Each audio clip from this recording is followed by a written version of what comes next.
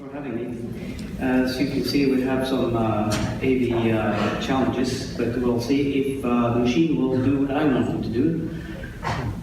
In all the newborn babies, a blood sample is drawn during one of the first days of life to check for rare congenital diseases.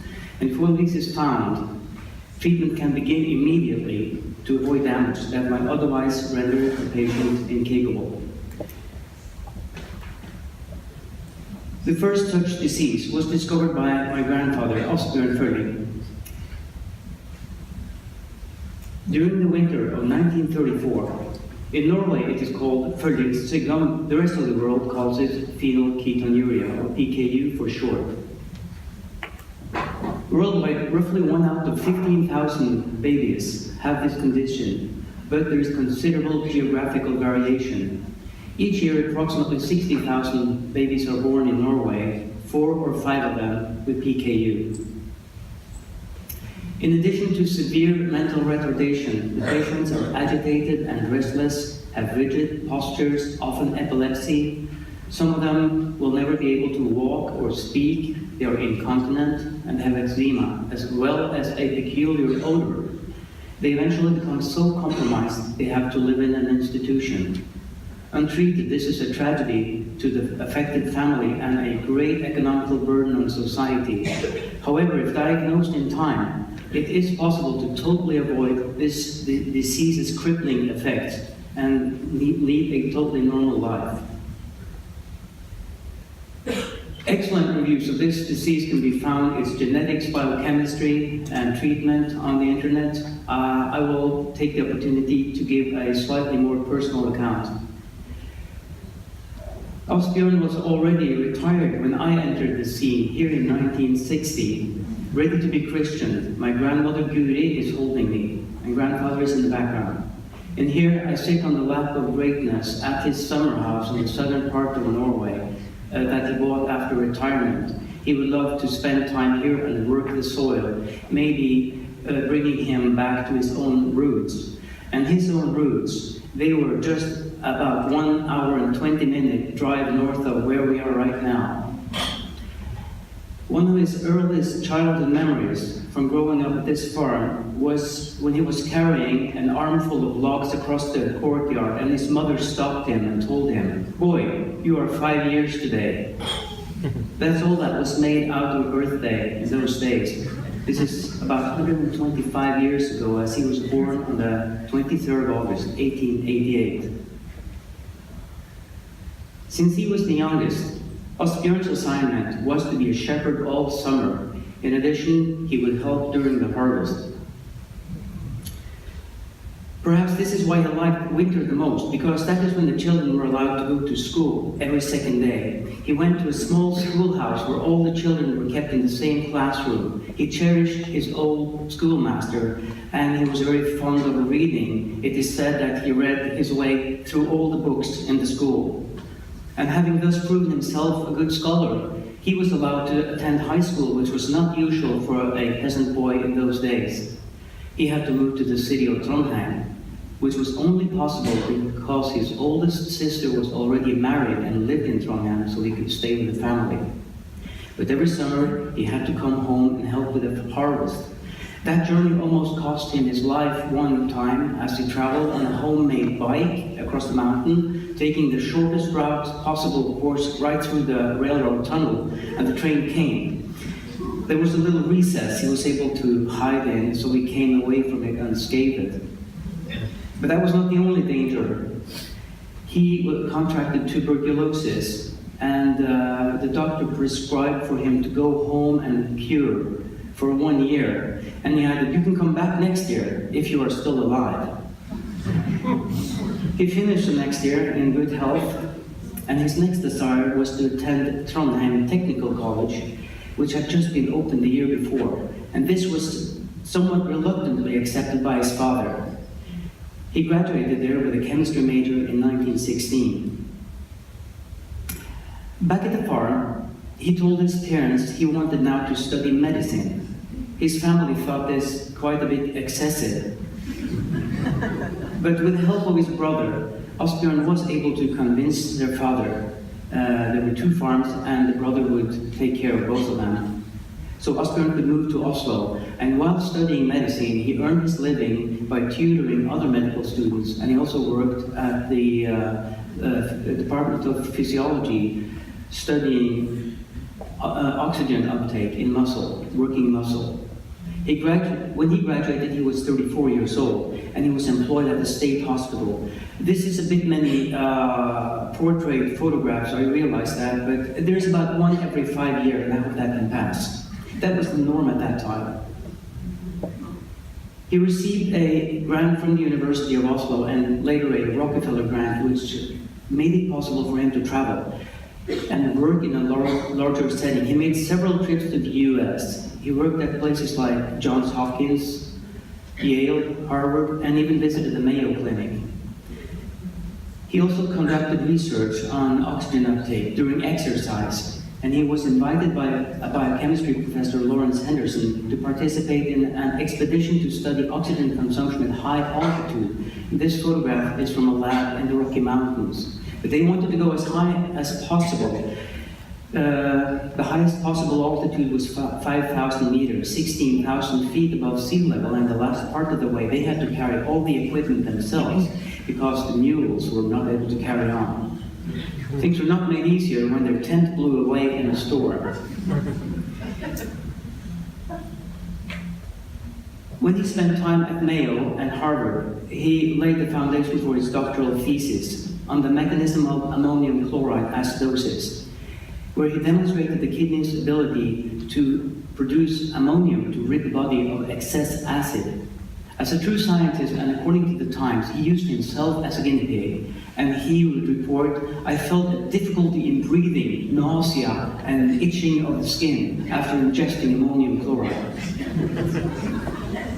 When he later looked back at his scientific accomplishment, he would regard this work higher than any of the others, and would claim, with tongue-in-cheek, that it was probably one of the best theses ever written because it was so short. At the National Hospital, he worked at the medical ward. The patients were attended to by Red Cross nurses in white aprons and starched hats. Grandfather, too, had wanted to work with patients, with the people behind the diagnosis, like he would see his classmates do, one after the other. But with his background as a chemist, he was assigned the task of setting up the clinical lab that served the medical wards. His work and his research occupied most of the time. However, he eventually got attached to a young nursing student named Geir, and after a ball, he is said to have sent her a large bouquet of red roses. That was most unusual and not his style at all. And the next year, she traveled with him to Furling, and next year they were married. His clinical lab was on the attic floor of this building from the National Hospital. He was known as a skillful lab technician, and one day when a patient arrived in diabetic coma, the old Professor Holst ordered him to come and make insulin, which was of course impossible in a rudimentary lab like this. But Dr. Holst had seen grandfather's potential, and on his initiative, a professorate for clinical nutrition was established in 1932. While working in this very lab on one January morning of 1934, he was approached by a despondent young mother, Miss Bortny Egeland. She had 2 children, a girl and a boy. Both had seemed perfectly normal at birth, but they soon showed a sign of stagnation, progressing to severe mental retardation. In addition, a peculiar odor clung to them, and this is that odor, and I'm going to pass it around. You can sniff it, but please don't inhale it, because there's not so much. You can open the lid, of course.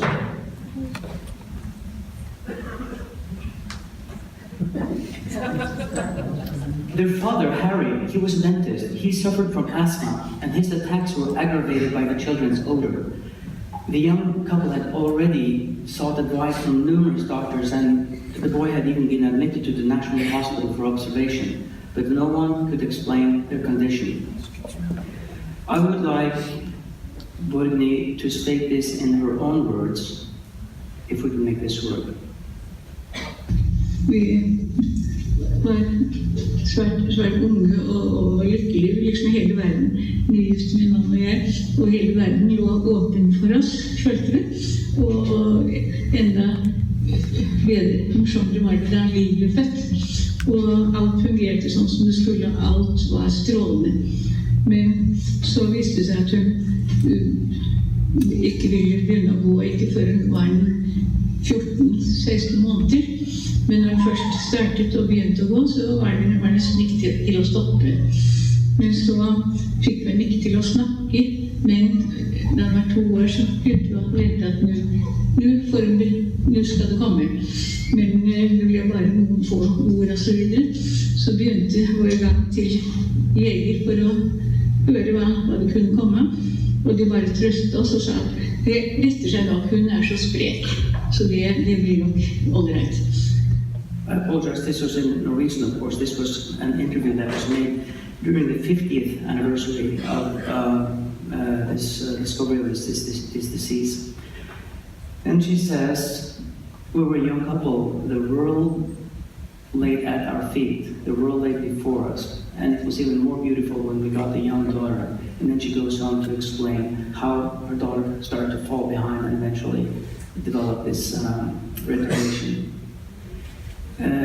Grandfather had been one of Harry Egeland's teachers at the dental college, and that is the way they found him, and also through relatives.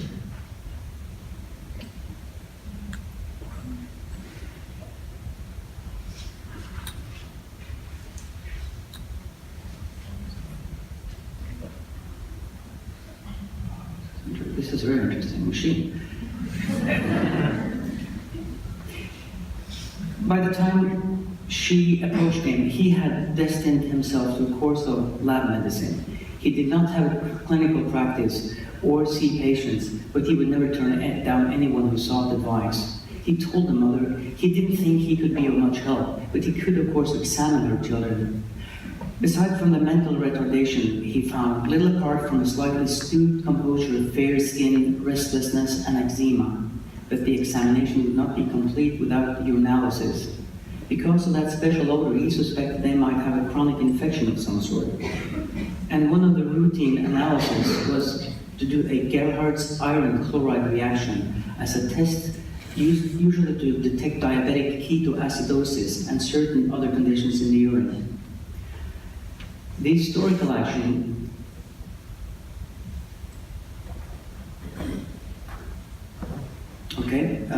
there's a little film of the historical action, and we may have to view that in concert.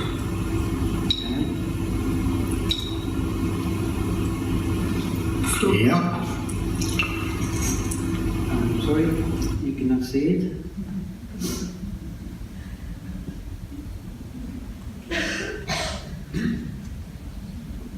I will need some help with this, or let you see it later. So let us move on. The thing is that in normal urine there will be nothing happening at all. If there are ketones in the urine, it will turn a deep mahogany or Bordeaux color, and also with salicylates. But what he observed was a strong bluish green that he had not seen anything similar before, and nor had it been described. He repeated that reaction to make sure there was no contamination in the test tubes, and again he found it.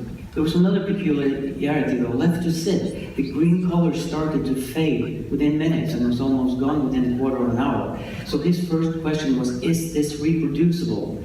He asked Mrs. Egeland to collect new urine samples, and once her children had been off medication, and over the following weeks, she brought an astounding 20 liters of urine to the lab.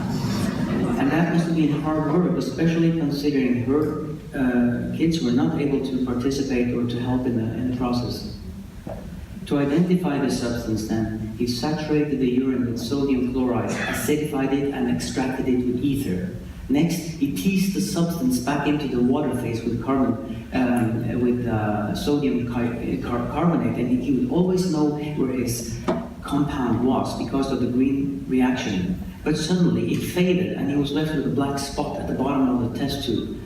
So he thought perhaps this substance oxidizes in room air, and he started all over, now working under a nitrogen atmosphere, and this time the green color did not fade.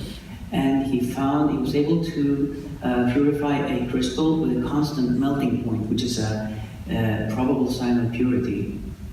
When he oxidized this crystal, benzoic acid and oxalic acid was produced, and they were detected by distillation. And he would tell of his intense joy when he could see the needle-like crystals develop on the inside glass of the distillation column, because then he knew he had benzoic acid. After another few weeks, he had identified a compound with benzene ring and 3 carbon side chains. Could this possibly be phenylpyruvate? He verified this hypothesis by mixing the crystals from the children's urine with known phenylpyruvate from a known source, and the melting point did not change, which was a sure sign of purity. He published his discovery in a journal Hoppe Seiler's Zeitschrift in 1934. It did not attract much attention at the time. This is my uncle reading it, and it says, "We have found a metabolic disorder in these children that it displays itself by excreting phenylpyruvate in their urine. And since I have never found phenylpyruvate in the urine of any other person, and it has not been described elsewhere, it is probable there is a connection between the disorder and the mental retardation." But what was it exactly that spurred him to go on? I can only find in the paper that he writes, "The appearance of the color prompted me to further analysis." Now, a color change in those days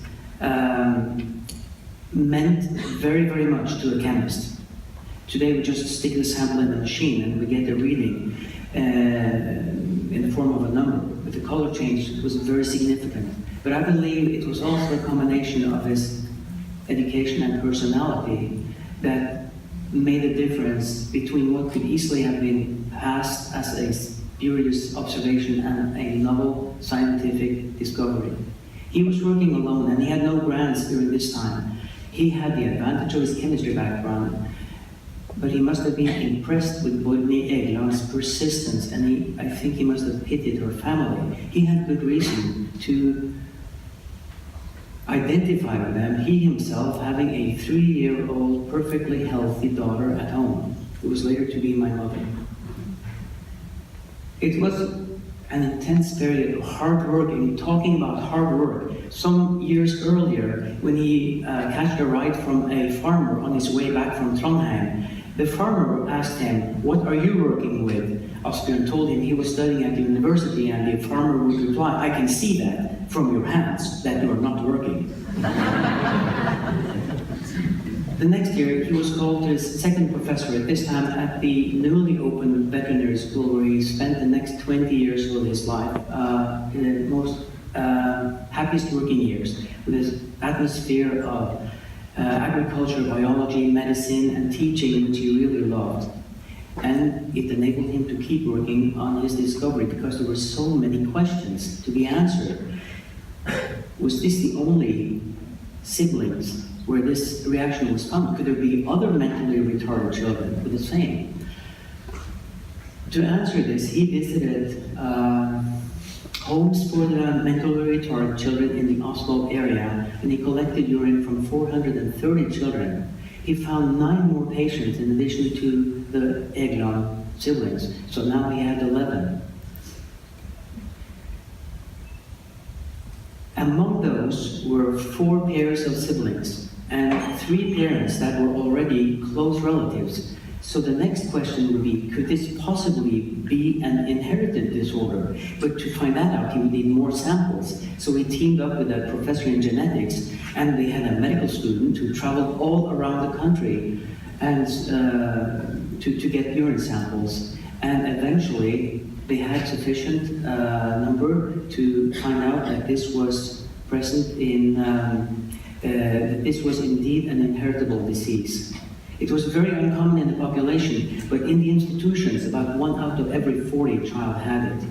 So they could show it was an autosomal recessive inheritance pattern, meaning that if both parents are bearers, 1 out of 4 children will get the actual disease. And this was important because even it was great to have found the connection between the mental retardation and the finding of phenylpyruvate in the urine. That would not help the patients.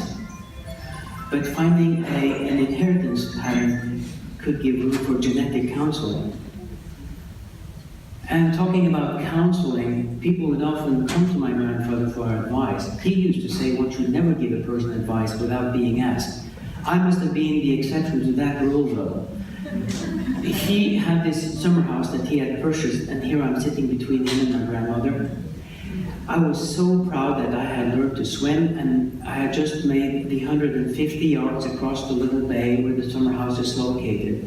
Grandfather was not impressed, though, and he gave me a counseling that I will never forget. Oh, fair. My friend who had been swimming with me, she got $5. The next was to understand what is the metabolic disturbance causing there to be phenylpyruvate in the urine. There had to be some guesswork, a lot of guesswork. But because of the molecular structure, phenylalanine was a likely suspect.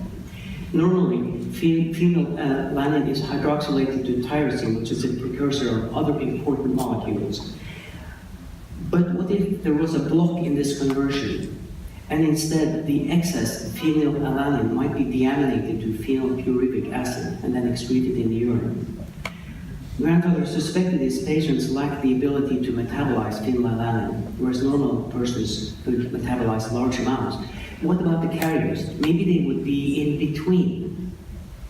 So he set out to load potential carriers with phenylalanine by ingesting it, and started with himself again, of course. He was probably not too happy to find a distinct green color in his own urine. And then he thought, maybe it was because he had used the racemic mixture DL-phenylalanine. So he ordered the purified L-phenylalanine from the US. It took a long time to get it, more than a year. This was during the war. And he also had no grants, so he had to pay out of his own pocket. That is the family savings. But when it arrived, and he ingested himself, no longer did his urine turn green. So this helped strengthen his hypothesis. And eventually, they were able to find out that carriers were able to take a certain amount of phenylalanine, and then they would start to excrete phenylpyruvate, and it could be shown in the urine. So now there was even stronger possibility for genetic counseling. It still would not help the patients, but it could help their siblings know if they were carriers or not. He was free from call, and he was free from weekend duty, and he would always come home from work punctually. As a 42-year-old first-time father, he was probably not rolling around on the floor so much with the kids, but he would take them on his lap and read to them about the 3 little pigs and the wolf. He would read folk tales and poetry, some of which he would write himself. Here, the families gathered during the first spring break after the war in 1946. A fellow professor has shared an anecdote that characterizes him. There was a scientific meeting in Boston, and he was invited.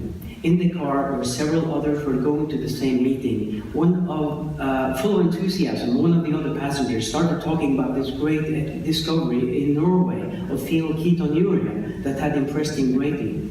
And during the conversation, it became clear that my grandfather was actually going to the same meeting, and he was a Norwegian. So the first passenger asked him, well, haven't you heard of this disease? Haven't you heard of Dr. Foley? My grandfather bashfully looked down into the floor and said, I am Foley. The logical next step was, could we possibly find a treatment, a diet for the patients with almost free of phenylalanine? Grandfather was deeply involved in this, and they did manage to make a very primitive test diet, but it tasted very poorly, and it was hard to make the patients accepted.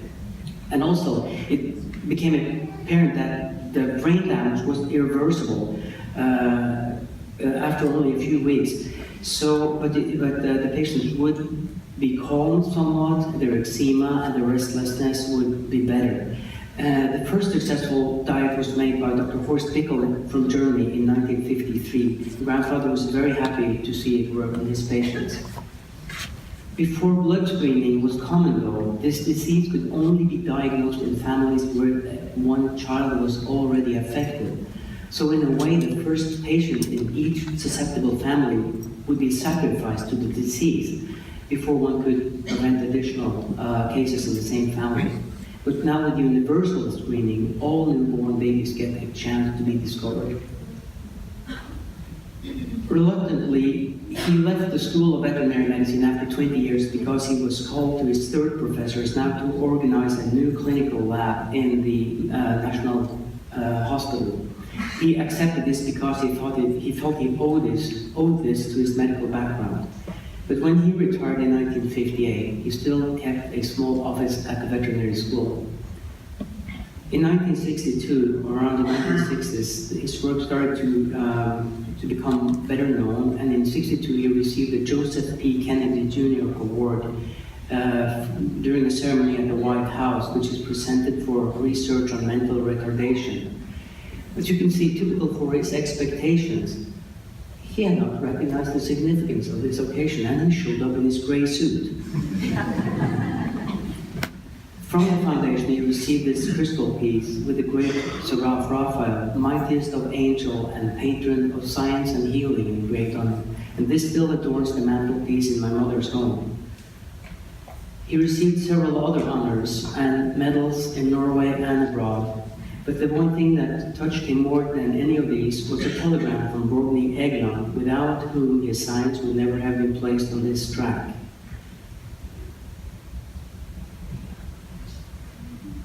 And again, Norden villig til å hjelpe oss I valget, og dermed til å dele vårt ansvar. Blant forslag innhentet fra alle 11 medisinske fakulteter. Vi alle redskaper. Jeg ble et av redskapene til oppdagelsen og klarleggelsen av den sykdom som her taler. Det gikk nemlig naturligvis ikke slik for seg at jeg en vakker dag bestemte meg for å finne noe nytt. Tvert imot, problemet kom til meg og krevde sin løsning. En mor med 2 åndssvake barn kom med det svake håp at jeg kanskje kunne hjelpe henne. Hun var det som satte det hele I gang, og henne tilkommer den første takk.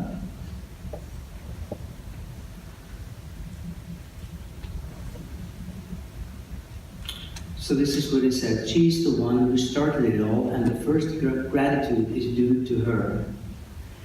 In his retirement years, grandfather would still write, teach. He's viewing here the famous poster of Sheila and Canon McGrath, cover girls from the 1961 National Association for Retarded Children in the US. For him, the greatness in little things was as important as the greatness in big things, and in his gray wool suit, he would meet little retarded children as easily as he would meet the President of the US in the White House. I was only 12 years old when he died, 4 years after a stroke that tied him to the wheelchair and made it difficult for him to speak. And as other young boys, I dreamt about a big yellow excavator for my birthday, or perhaps even a rocket. With both feet firmly placed on the ground, he wanted me to have something of purpose. I got this sawhorse. And in contrast to any old big yellow toy or excavator, this sawhorse has followed me and been of much use my entire life, and still have today. In many ways, he was a visionary. He saw possibilities, but also had woes of the future. He saw opportunities in the new knowledge. Perhaps that is why he broke the family tradition. But he worried about exploitation of the soil and overpopulation. He wrote about pollution and shortage of scarce resources. And he was concerned about our decreasing ability to renounce. And he felt much responsibility for our world. He was an humble man. He did not like the slogan, knowledge is power. He would say wisdom is humbleness. He died in 1973, 84 years old. He was thankful for the possibility of being a doctor and a scientist, a tool in the hands of the Creator. He appreciated life, but he was not afraid of death. My mother would ask him on his deathbed, "Are you afraid?" After which he would reply, "No, but I assume it will be a great change." Looking back some 80 years after the discovery of PKU, we acknowledge that good science can still be performed by a single individual with limited resources, and even without grants or subsidies. Some advances will always require huge expenses and large teams, whereas others stand right in front of us, waiting for us to stumble upon them. It only requires us to keep our eyes open as we stumble. Thank you.